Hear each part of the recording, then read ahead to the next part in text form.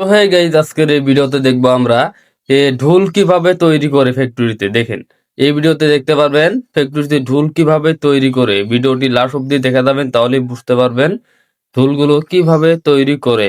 দেখেন, প্রথমে দেখেন গাছগুলো কেটে নিচ্ছে, কত সুন্দর ভাবে ঢোলগুলো তৈরি করবে।